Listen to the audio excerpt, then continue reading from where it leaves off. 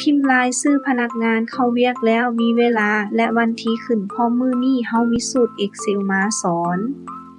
ก่อนอื่นหมดข้อยขอลบออกก่อนแล้วเฮามาพิมพ์สูตรใส่เลย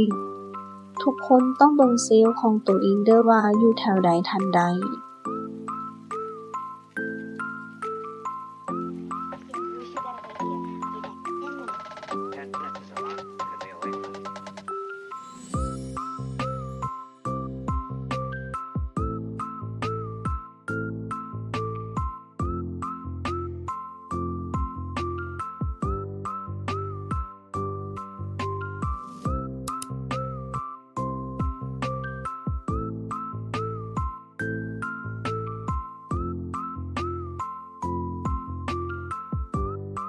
หลังจากพิมพ์สูตรสำเร็จแล้วเฮาก็ลากสูตรลงมาเลยลากสูตรแล้วให้คลิกขวาเข้า Format Cell เพื่อตั้งค่าการโชว์ของตัวเลขว่าเฮาอยากให้โชว์ลักษณะใด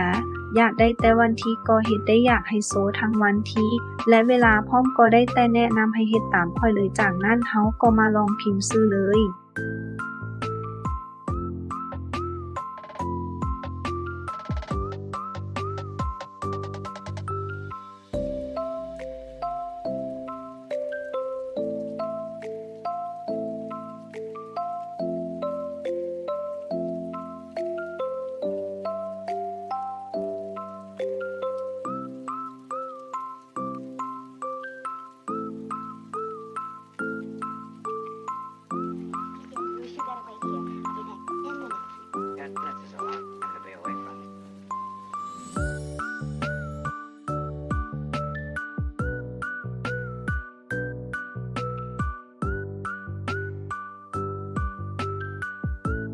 เรียบร้อยแล้วแต่ถ้าหากไผเฮ็ดบ่ได้ให้ไปตั้งค่าในออปชันขั้นตอนที่1เข้าไปที่ไฟล์แล้วเลือกออปชันแล้วคลิกคำว่า Formula แล้วมาเปลี่ยนตัวเลขให้เป็นเลข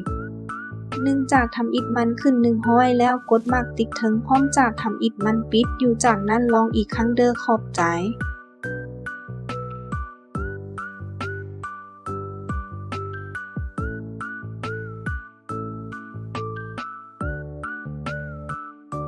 ฝากกดติดตามแน่เด้อเพื่อติดตามความรู้ใหม่จากช่องนี้